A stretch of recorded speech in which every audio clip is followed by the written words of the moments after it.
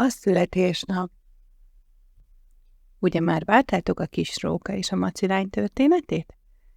Ezen az éjjelen a holtölte ezüstfénnyel borította be a tájat, és az ébredező rókát is megcirógatta. A kis állat egész nap szimatolt, valami rettentő incsiklandozó illatot érzett, tudta, hogy nem ő párologtatja, ezért halkan oda sündörgött a macilányhoz. Ó, ma is itt vagy? Kérdezte szinte suttogva. Jaj, de vártalak már. Hát persze, itt ülök a kis ágyban. Szervusz, de jó, hogy ismét találkozunk.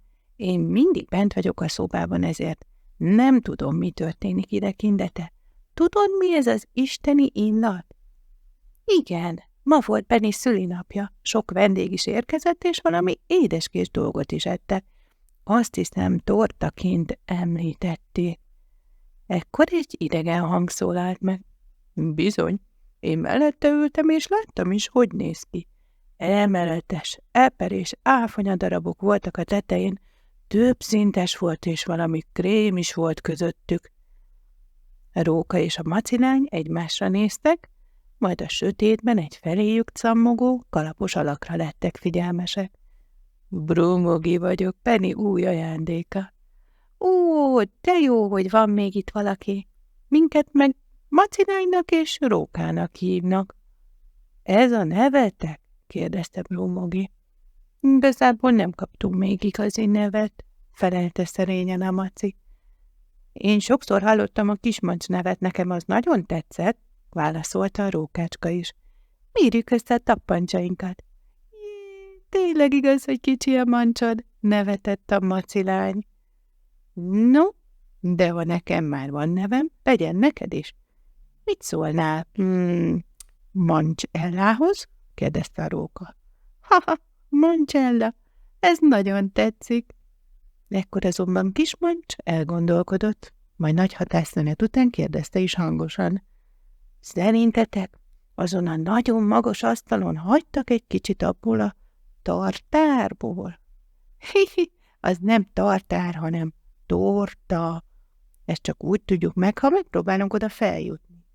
Így mindhárman tolni kezdtek az asztal felé egy kis széket, de nagyon lassan haladtak, és még onnan sem érték volna el. Ekkor támadt egy ötlete Ellának.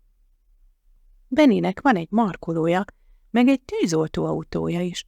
Talán valamelyikükkel fel tudunk jutni az asztal tetejére. Oda sompolyogtak, a markoló és a tűzoltóautó nagyot ásítva ébredezett a kérésüket követően. Persze, megpróbálhatjuk. Kismancs vállalkozott elsőnek, hogy a markoló lapátjába üljön, de sajnos még mindig nagyon messze volt az asztaltól. A tűzoltóautó viszont úgy vélte, hogy a kihajtható létrájával segíteni fog tudni. Így is lett, amint Kismancs felért, csillogó szemmel nézte a hatalmas tortát, alig várta, hogy megkóstolhassa. Persze előtte még kezét nyújtotta Ellának és Brumoginak, hogy ők is feljuthassanak. Kocarázva ülték körbe a tortát, és az éjleple alatt jól belakmároztak belőle. Nagyokat nevetgéltek, majd visszatértek a helyükre, mintha mi sem történt volna. Ella azonban most nem csoki foltos, hanem áfonyakrémes lett.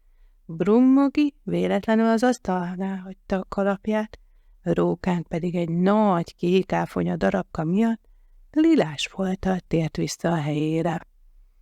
Persze, ezt megint csak ráfoghatjuk arra, hogy kisgyerekek mellett váratlan foltok mindig, minden játékon megjelenhetnek.